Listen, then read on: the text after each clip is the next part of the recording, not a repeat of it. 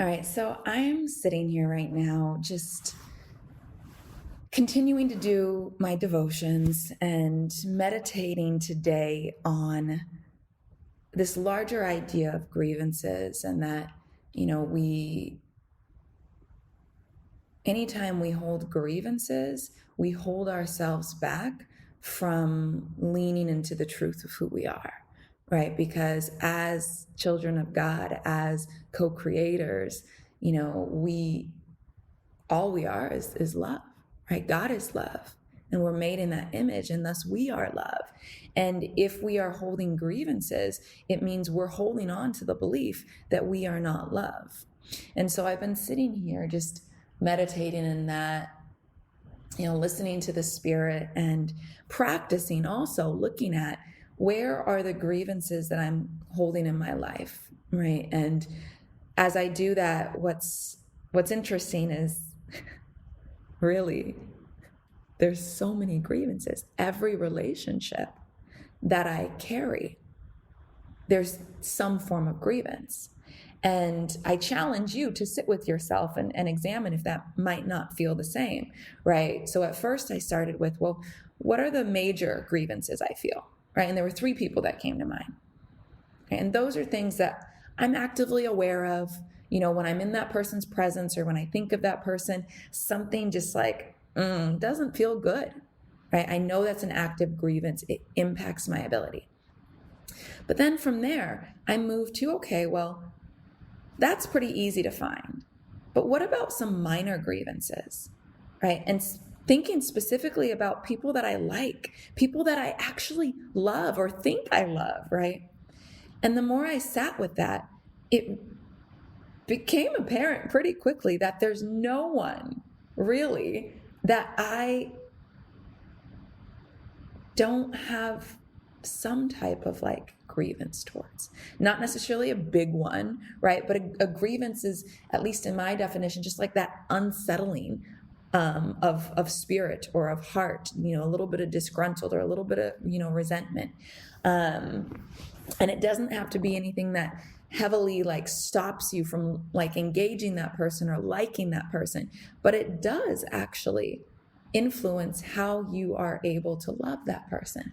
And that's what I'm recognizing, right? And in my reading, it talked about these are people you like and even think you love, and that framing, I'm like, no, but I do love them. But again, it brings us back to what is love, right? It's not just this thing up here in the sky. It's a verb, it's an action, it's an embodiment of God's character. And thus it's an embodiment of your true character. But how often are we walking around not in the truth of who we are, having forgot the reality that we are love, having forgot the reality that we are not just love, but all things are love, and thus we are one with everything.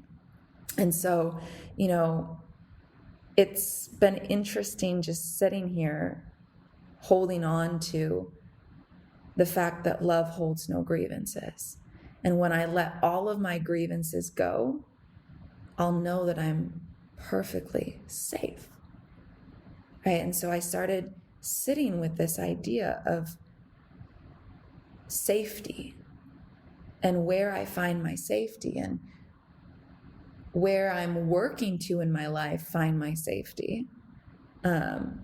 Is in Christ Jesus, of course, but to frame it in another language that might be more tangible for some people, is I use this phrase of, my safety is found in love. My safety is found in love rather than in defense, right? But what does that really mean? To think about, we are safe in our love. We're not safe in defense. Right? It makes me think about, okay, well, what happens when I want to protect myself, right?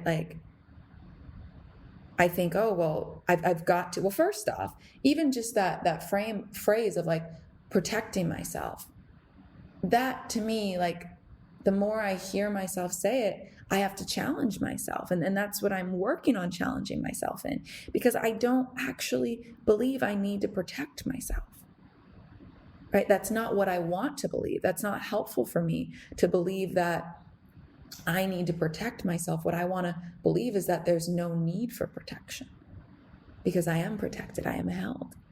And I'm held and protected, not in my ability to defend myself, but in my ability to recognize the truth of who I am, which is love.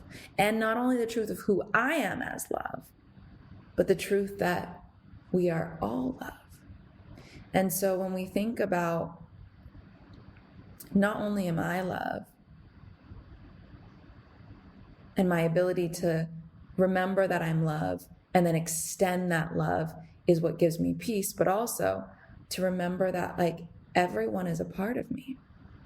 And so then if I hold a grievance towards somebody else that leaves me feeling like I need to protect myself from them, then what I'm doing is actually holding a grievance against myself and saying that I need to protect myself from myself, right? And how messed up is that? Like, do I really need to protect myself from myself? No.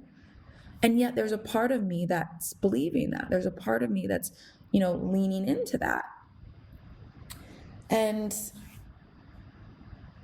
yeah, it's just such a radical thing to give up the idea that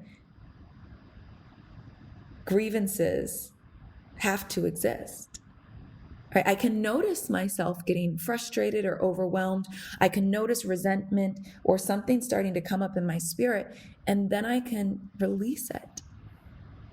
Right? Then I can release it. And that's why so much of this work, involves surrender. And so much of this work involves remembering, right? Because surrender is all often, what's the word? Predicated? Predicated? Is that the right word? Am I using that right? Like what comes before? Oftentimes we can surrender is a willingness. Right? We've got to be open. We've got to be willing. And not only it's like open and willing to surrender, but before that, it's like an openness and a willingness to remember the truth of who we are. Right? An openness and a willingness to remember that we are love, made in the image of love, that love cannot be separated, that love is not fraction, that there are no, multiple levels of love, but that there is only one love, and that all one love is the same one love. A willingness to remember that any sign of a grievance that we're carrying is a sign that we've bought into the belief that we're separate, that we're no longer one in love with all, that we are not made in the image of God and operating with God in partnership. And when I frame it like that, I'm like, well, I don't believe that. Like, I do believe I'm one with God. And I do believe that, we are all one with God. And so if that's a belief, I don't want it to just be a head belief up here. I want it to be embodied. I want to live that out as the truth of who I am, because it is the truth of who I am. But again, that means I've got to die of my body. Crucify that body and say, I'm taking control of it. Right? In the spirit's going to own the body, rather than my spirit and who I am being a slave to my body.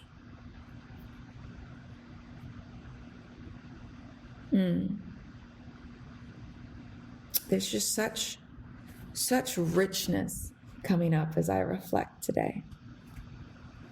Such richness. And it always brings me back to this idea of like, so much of our lives the lives that, as we know them today, are illusions, right? Is us operating from a place of deep sleep, thinking that what matters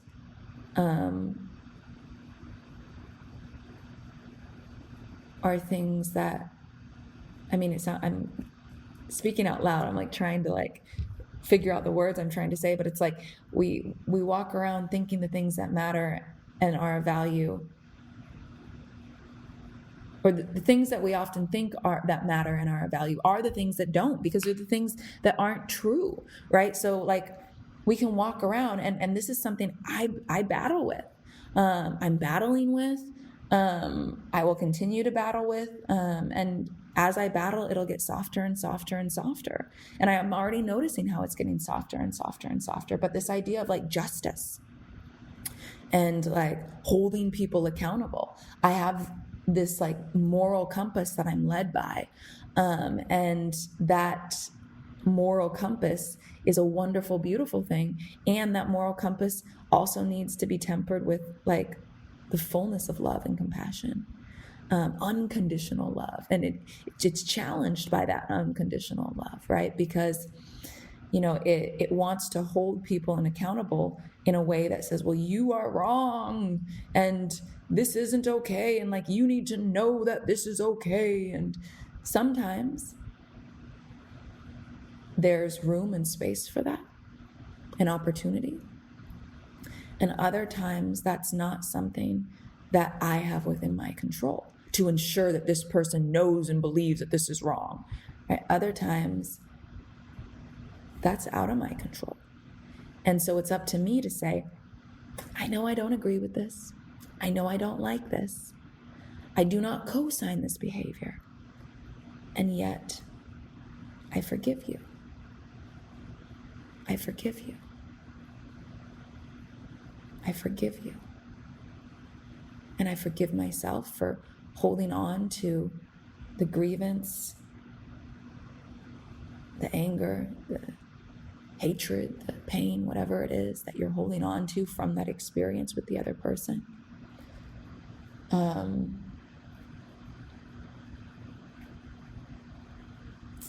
I think what's key to name, though, is that this is a practice.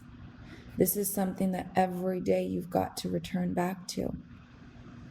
And that's why so much of my work right now, externally, in the world, is focused on helping people develop a practice, is focused on creating space, consistent containers to practice.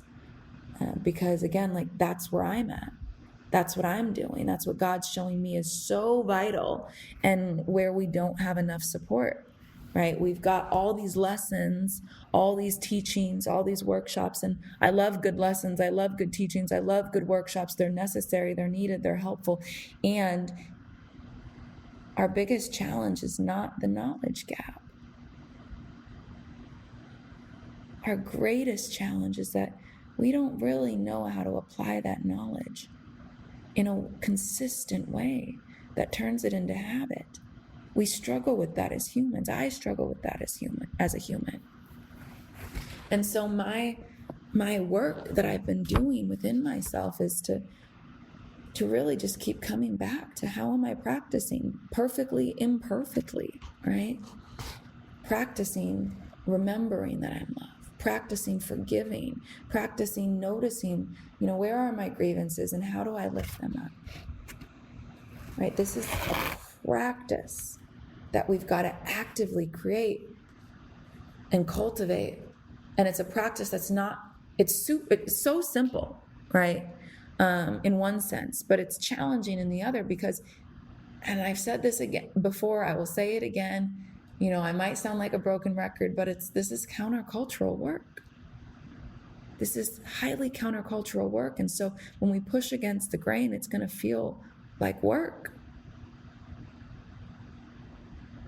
But the more we do it, the more we get used to pushing against the grain, the less effort we feel we need to exert to do that.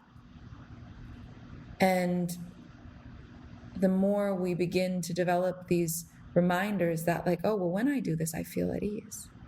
right? So I'm sitting here and I'm like, just repeating these words that I find my safety in love rather than in defense, right? I'm sitting here looking at these different people in my life that I feel some type of tension with, some type of grievance, and I'm sending them love, right? I'm speaking to them saying, I see you as my friend. I remember that you are a part of me.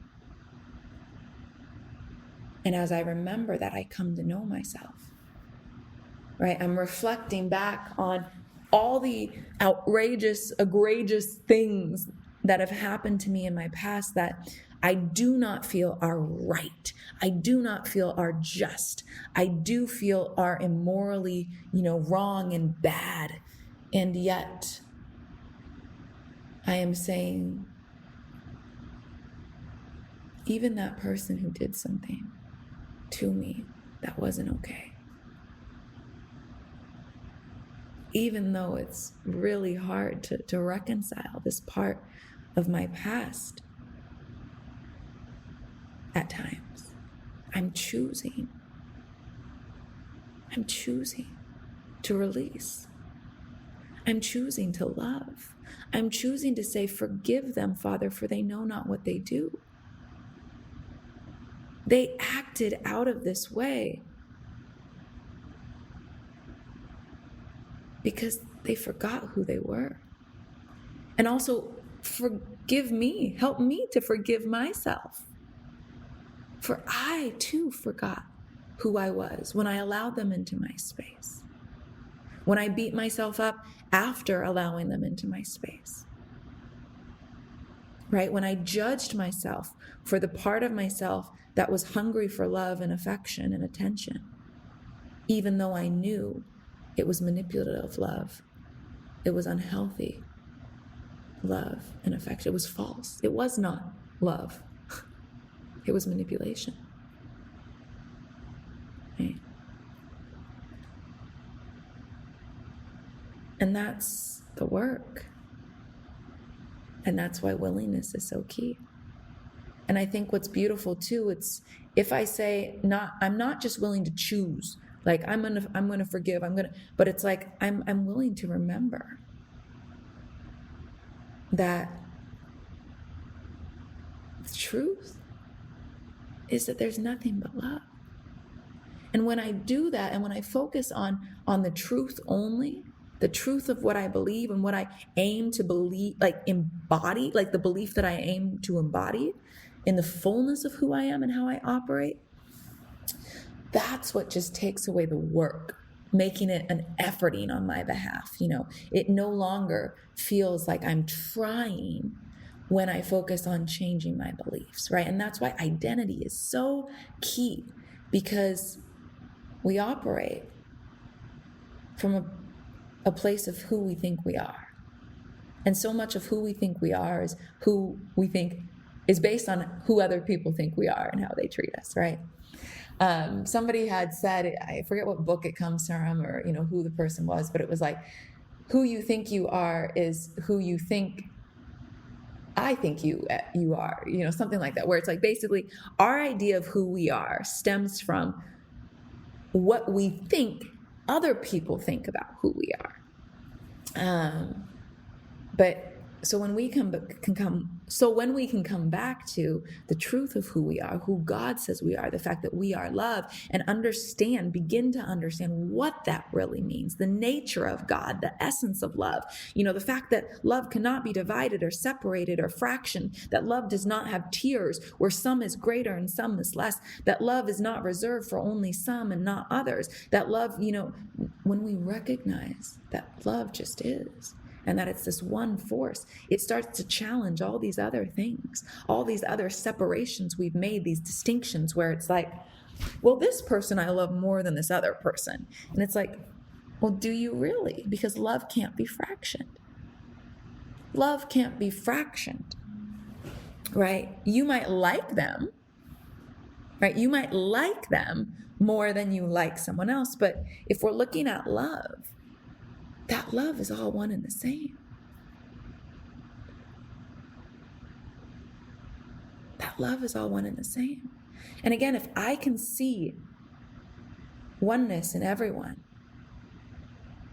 because if I believe that I am one with everyone, then it also challenges this idea that, when I see someone as bad and wrong, how do I come back and just say, I see you as friend. I remember that you are a part of me. And as I do that, I come to know myself more, right? So everyone's our mirror, right? Everyone holds up a mirror for us to see ourselves more deeply. And so even in my abusers, right? Even in the people who have wronged me, how do I look at them and say, I see myself too? And I choose to love myself. I choose to forgive myself. I choose to accept myself. I choose to see past the body and what the body's done, recognizing that the spirit is a spirit of love. And that all that's happened here is that person has forgotten who they really are. And not only them, but again, I've forgotten by being so tied up in what they've done to me, right? Even that phrase, what they've done to me. Have they really done it to you? Or have they done it to your body? Right? Because somebody can stab you, someone can rape you, someone can beat you, someone can degrade you. Have they really done anything to you? Or have they done it to your body? How are you identifying? Are you identifying as your body? Or are you identifying as a spirit? Right? The spirit of love. That's in this body, but it's not wrapped up in this body. And that's what happens, with grievances, is it just highlights, that we've gotten so wrapped up in I am this body. And so we also have to say, wait a minute. Part of the reason why I'm suffering so much as well, and why I'm struggling to release these injustices, is also because I forgot. I forgot that I am not my body. And so I love, it always makes me think back to Gandhi, and where, he was, imprisoned, and he said, go ahead, beat me. Beat me to death. What do I care? You won't have won. You will not ever have me. All you'll have is my bruised and broken body, my dead body. But you won't have me. And when we can get to that point of belief and operating from that belief daily, we navigate life with such an ease and a peace. Again, it doesn't mean we co-sign behavior, right? Desmond Tutu said there are things that need to make us angry, right? Anger is good. It shows us what we care about. It fuels us in many ways, but it's what we do with that anger that's important. Do we let that anger turn into a rage that fuels a grievance of hatred and really roots in that belief of separation, roots in the ego, roots in this, I've got to be the judge rectifying all the damage of the world, right? Or does that anger fuel us towards a place that says, wait a minute, where is this coming from? This is coming from a brokenness of heart, that this isn't okay. And why this doesn't feel okay is because we're worth more as humans. I'm worth more. This person's worth more, right? The injustices of the world that break our heart is because we say, oh, but we know. I hate to see this person starving. I hate to see this person treated this way because of their skin tone or their zip code, right? I hate to see this person forgotten and looked over and stepped on, because inside of ourselves, we know that everyone has value, and it breaks our heart, right? That's where that anger comes from. And so it's good to feel the anger, to remind ourselves that wow, I'm brokenhearted. I'm hurt. That like we are all operating from that place. But then if the hurt and if the anger is coming from a hurt and the hurt's coming from, right? So it's all about peeling back the layers. The hurt's coming from this forgottenness, right? From the fact that we've forgotten.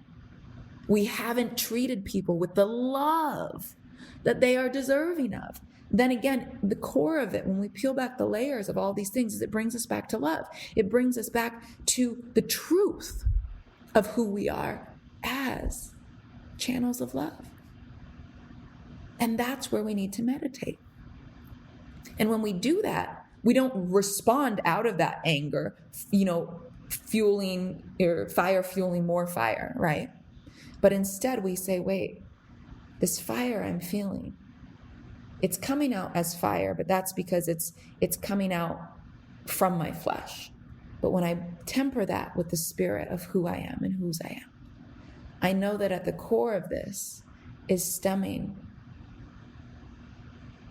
from a real sadness in the fact that we've forgotten that we're one with love. And so what's the solution to that? It's to remember that I'm one with love. It's to remember that the way that I fight my battles, right, is through love, through extending love to self and to others, right? The way that I fight my battles is by leaning in to the safety that comes only from love, not from defense. Because if I'm defending myself, I've bought into the illusion that I need to be defended, that I need to be protected. I don't. All I need is to remember that I am love, that we are all love, that is our essence, and that we can always go back to that. We can always root in that. We can always see through those eyes that says, okay, I hold no grievances. This wasn't okay, but it happened. I can't go back. I can only say, what does this have to offer me? Well, in this moment, it offers me an opportunity to let go, to forgive, to see myself in this other, to sit with the anger and turn it back into the love that it always was. See it as the love it always was. Intended to be, at least. And bring it back to that. Bring everything back to the truth of who I am. And that's where your power lies. Right? Your power lies in recognizing that truth. And then living from that place of truth, embodying that. And again, it's a practice. So here I am today in my practice, my daily practice, and just sharing some of what's on my heart, what's coming up as I sit here, trusting that it will support you in your practice and on your journey. I want to leave you with one last thing, just a little story, because this had come up the first time that I was really sitting with this phrase in my head of, I find my safety in love rather than defense. I find my safety in love rather than defense. I find my safety in love rather than defense. It brought me back to this memory. Years ago, I was in Hawaii with my family. I think it was our last family vacation. It was my dad's 64th birthday, 63rd or 64th birthday. And, my parents were there, my two brothers were there, and my maternal grandparents were there. And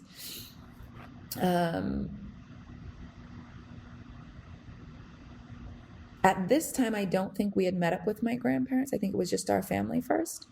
And there was a family friend of ours who was living in Hawaii at the time, and we had met up with her to hang out. during the day. And I don't even remember where we were, but we were at some, place in a parking lot.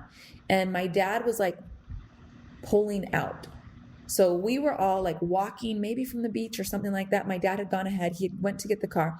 So I remember like walking and like I was talking with this woman, Heidi was her name, or is her name. She's still alive, at least to my knowledge.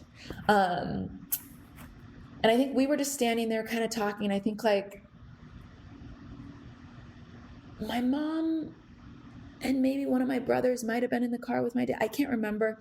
But I remember my dad was in the car backing out. And there was at least one, maybe two other people in the car with him.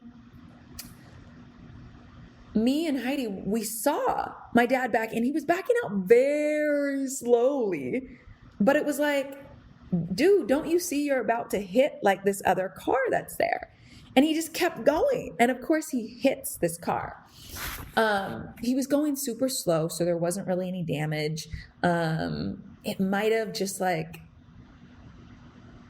chipped something. I can't remember. But what I do remember is there was a guy sitting in that car. It was this rundown old janky truck. It had all these, things that were already falling off of it. The guy, jumped out immediately, starts screaming. My dad is also sometimes the absent-minded professor. He just kind of, oh, what? Oh, I hit something? Oh, really? And like, you're like, Joe, yes, of course. What the heck? But this guy is just like screaming. Going off. I can't believe you're stupid. F and I can't. What, didn't you see me here?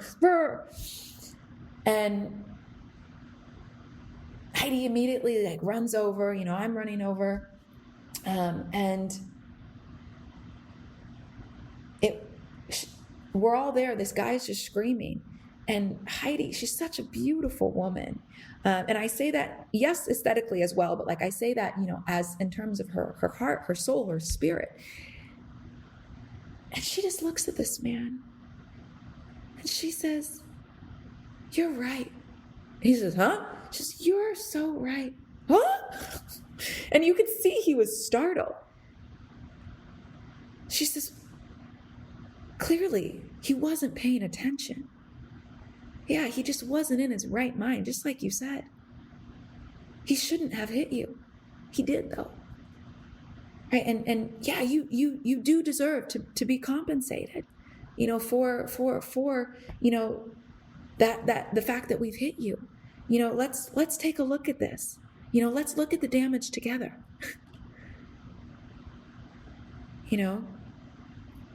She says, I think that's worth, let's just say like $200. Like, what do you think? And he was like, yeah. I think that sounds fair. And, just went on, we're so sorry. And my dad jumps in too. And as soon as she comes at it from this place of love, whoa, this guy's attitude, like even, I'm going to get emotional. Like even just thinking about it, it makes me want to cry. I mean, I'm going to cry. Because you could see him soften. This man who was so heated, so angry, so defensive, so, hurt is all it was. And she saw it for the truth of what it was because she saw him in the truth of who he was, not some angry, begrudged guy who clearly was living in his car, right? This like guy who's probably, he's probably been overlooked his entire life, right? He's probably had a lot of hardships. He's probably felt like no one's ever seen him. No one's ever valued him. No one's ever taken the time to listen to him. People have disregarded him, stepped on him. This guy who's probably thought not only has he been treated poorly by others, but he's probably also felt like he just can't catch a break. As I said, it looked like he was living out of his car. That type of space stirs a lot of voices. He's probably struggled internally to, love and accept himself, probably struggled internally to not believe some of the voices that he's heard around, feeling like a failure. Some of those voices that maybe say, oh yeah, well, you can't catch a break because you're stupid. You don't have anything of value. He's probably had to combat those voices, and some days those voices have probably got the best of him. And so here he is jumping in to defend his worth, right? It wasn't about bumping a car. It was about years of feeling unseen. It was about years of feeling like he didn't matter. It was about no one ever truly seeing him, and thus him not ever fully being able to see himself. And that internal battle that's rooted in a separation, right? It's all rooted in separation. And that's why this journey is about forgiveness. Forgive us all, God. For forgetting who we are, for forgetting whose we are, for forgetting that we are love, for believing the lie of separation. And so in that moment, as soon as she said, you're right, we neglected to see you. Wow, that was, not a smart, move on our part. We can't go back. Yeah, I hear you. I see you. Instantly, his defenses were just softened. He wasn't expecting that because his whole life he's probably had to fight. And here he was, surrounded by these people who said, we see you, and we're not trying to fight you. And instantly, where I started to tear up a little bit is like, I get there again. It's just thinking about,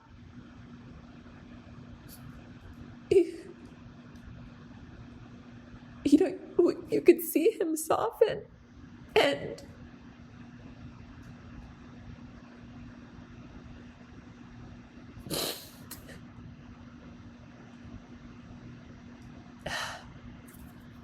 it was just so powerful because we ended up praying for him, having just like this wonderful, deep conversation with him, encouraging him, hearing about some of his life and his own family. But it took first him needing a willingness to remember. Let's start there, right? It took first a willingness to remember the truth of who we are as love. We're all love. And thus to see separation, any form of separation, as a lie and as an indicator that we've bought into the lie that we are separate, right? Like that we aren't love, right? And so when we start to feel separation, we have to remember, wait, that's a lie, rooted in the fact that or rooted in a belief that I am not love, but I am love, right? So when I remember that, and I remember that I'm one with all, I can see this man as love. And I can meet him from that place of love. And I can see that his defenses were misplaced, right? We're coming from a place of pain. And that pain was rooting in his own separation of not feeling a part of God, of feeling separate from God, of feeling separate from others, of feeling less than. And so he just needed to be affirmed, and my dad apologized, and again, jumped in to reaffirm, like, yeah, I don't even know, I can't even say I just didn't even see you. That wasn't smart. And you do deserve some compensation. And like, would 200, be fair? And this guy was like, I think he was shocked. I think he was shocked. Right? Shocked that someone, because clearly we knew there was not $200 worth of damage. He knew that too, right? But the fact that we just approached with love and said, yeah, how would this feel? And invited him into that dialogue. How would this feel to you? And he was like, oh, yeah. Yeah, like that does. And then he started like softening up to the point where he's like, oh, don't even this could happen to anyone. Like, operating from the love that he is, right? And the understanding that he is. And he knew those things before. This could happen to anyone. This wasn't a malicious attack. And yet in that moment when he reacted, he wasn't operating from that truth because he had forgotten it. He wasn't willing in that moment to see. Right? But he went back into this place of my safety is reliant on my ability to defend. And I live in a world where I need to defend myself. Rather than my safety comes from love. And because I am love, I am always safe and there is no need for protection. So I'm going to leave you there, trusting that there's lots of food for thought here on your journey. I know I'm going to continue, meditating on all of this, sitting with it, pulling it apart more and more and more, because again, this is a practice. It's something to be returned back to time and time and time again. Time and time and time again. And so if you want a little bit of work, I know I've given you a few things already. Take it and let it churn, but also, go back and think about grievances in your life. Who do you hold major grievances towards? Who are there smaller grievances towards? Now, imagine yourself just thinking of each one, holding them, seeing them in your mind, looking at them, turning, and saying to them, I see you as a friend, right? Saying to them, I see you as my friend. In order to remember the fact that you are part of me. That you are part of me, right? I choose to look at you as a friend. I see you as my friend, that I might remember you are part of me and that I might come to know myself. Because everyone's a mirror. And so what do all these people that we have grievances with, small or big, have to reveal to us, have to offer us as it relates to seeing ourselves, loving ourselves, accepting ourselves, and moving away from this false truth that we've been operating from, removing the veil from in front of our eyes in order to walk in the truth of the light, right? That we are, the light that we are. And then, how do we also look for safety in love? And let me correct that. I said look for safety. We don't have to look for it. But again, this is all about a remembering that our safety comes from love, not from defense. And I have a couple things down here that I was repeating to myself in meditation from my time with God this morning, that I want to offer you and just invite you to use as kind of your own repeat after me affirmations as you are on this journey, right, of living a life where you lead from a place of wholeness, right, of continuing on this journey of leading whole, of truly believing that you are complete, whole, lacking nothing. And again, truly believing that is a practice, right? It's a practice. It's something you live. It's not this end result. Yes, let me get there. every day, there's going to be moments where you're operating from that truth. And then there's going to be moments where you're like, I didn't really operate from that. But it's just always this constant return. And so, to remind you of your own commitment to this work, to remind you of your own willingness to live this life of being on a journey, and to lead a life of living the questions themselves, and to develop a practice that you return to again and again. Repeat after me. All right. I accept everyone's reality as love. I accept everyone's reality as love. I daily let my false realities be replaced by the Holy Spirit. I daily let my false realities, so all the things that I've been, creating as truths in my mind, but when I go to my truest, highest self, I know that those are not true. Those are me operating out of a belief of separation, right? So I daily let these false realities be replaced by the Holy Spirit, because I can't replace them in and of myself.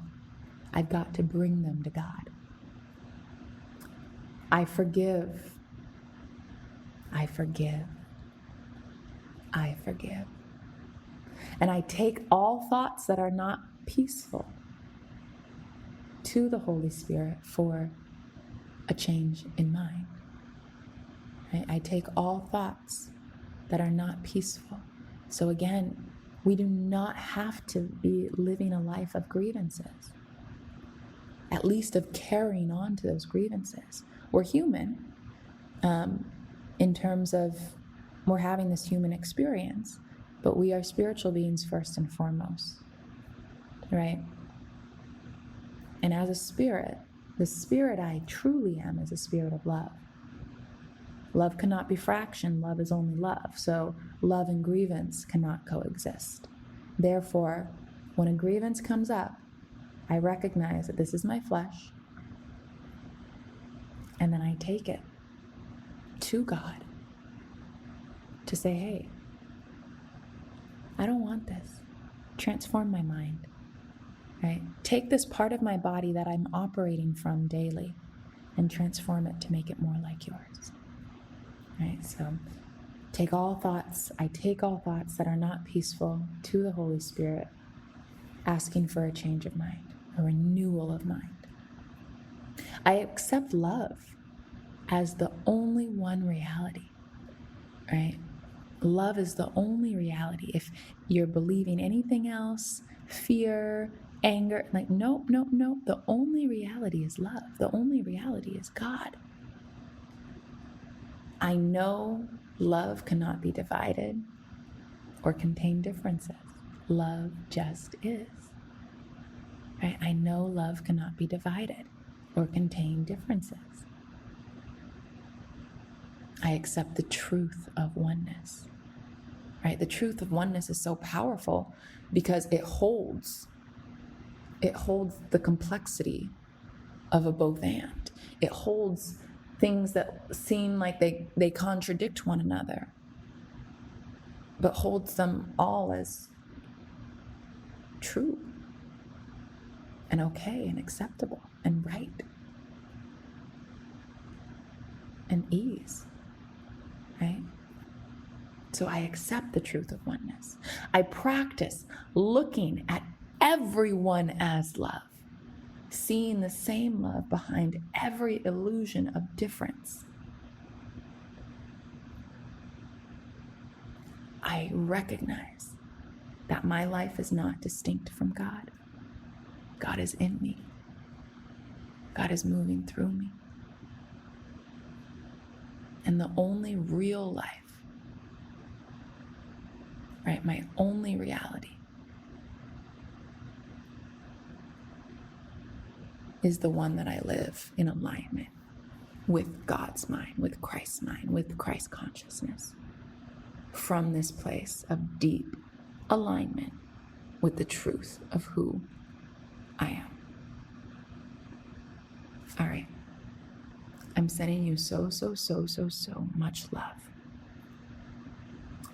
and gratitude.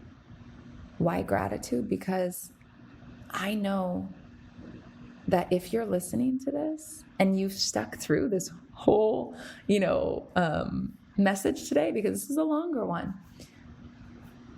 I know that you're on this journey with me. And, me sharing these little notes from my journey, giving you a glimpse into what I'm learning and my practice and process. It's a new thing for me. And it's something that previously, I'm going to speak this to life, just say previously, even though in this moment I still don't have, a ton of other people who are doing this with me. But what I was going to say is previously I've done all my inner work, majority of it very intimately, right? It's me and Jesus, and that's wonderful. And there's a lot of this work that does need to be just you and Jesus. And then when I've invited other people into the work, I'm taking on more so just the role of the guide. And again, we need that, and that's important. And that's also part of what fulfills me and sustains me, adds to my cup, right? And at the same time, now this is becoming an avenue for me to say, okay, there's spaces where I show up really just holding space for others, but then there's also spaces where I just show up and I pour out sharing, here's my process, here's more of my process, here's more of my learnings, here's where I'm at and what I'm sitting with.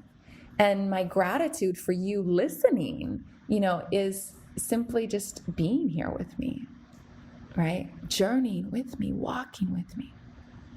Because we all need people walking with us. And that's why I created Aligned and Anchored. So if you want, to not only walk with me in this way by listening along, but if you want to walk with me more intimately, I would love to explore doing that by inviting you to join Aligned and Anchored, our membership, inviting you to make that commitment to yourself, a real, true commitment. And a commitment that I can help hold you accountable to, that you're not just off on your own kind of saying, did I really commit? Well, I'm not fully committed, but where I can say, no, okay, we're going to hold this container. You're going to step in for the next year at least, if not longer.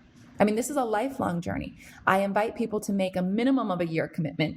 The majority of the people that have joined, they have continued to stay on way past their the 1 year mark, because they know that this is ongoing work. You can never not gain from having this space, right? You can never not gain from having this space. And so if you are, wanting to journey together more intimately and to walk with me as co-journeyer, to walk with me as also looking for some guidance and support, Aligned and Anchored is a great place, because in that monthly space, you'll have my support as a guide. But then in the larger community, you'll also have my support as a co-journeyer. And of course, continuing through these, shares. This is what it's about, cultivating that practice, reminding ourselves, being mirrors, and not just mirrors from a distance, but the benefit of actually coming together in community like this is that we get to vocalize that, right? And when you are not able to see yourself, just like that man who was, I want to be seen, but no one sees me, right? We can reflect back that truth and say, hey, you're right. I see you. There's no need to fight, right? So we can come and say, you know what? I hear you naming how you feel, and I'm with you in that. And at the same time, I want to reflect back that as you're sharing what I see, is such strength and power. You know, because as you're sharing the broken pieces that you're trying to put back together of your life, it made me free, because I've been feeling my life is broken pieces and I've been struggling to put them back together. And by you just sharing that in this group space, it freed something in me because it normalized my experience. And so you being courageous enough to voice that has empowered me and is so just awe-inspiring, right? And so now, by having people reflect back the impact of who you are, especially in the moments that you are deeming your most weak and unvaluable moments, selfish moments, whatever moments, as long as you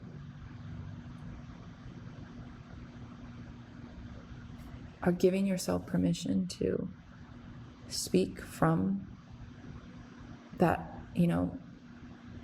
most authentic part of yourself, and honor and author all of your truths and stories, and give space for all the feelings that are coming up, like, other people will be blessed. And by other people being blessed, like, and then speaking their blessings, you too will be blessed. And it's just this like cycle of blessings upon blessings upon blessings upon blessings. So anyways, I could talk forever. I'm going to end here for real this time. All I wanted to say is that we need you if you are ready and willing, right? And that readiness is really dependent upon the willingness, because there's never like, here's a moment of ready. It's, are you willing? Are you willing to lean into the discomfort?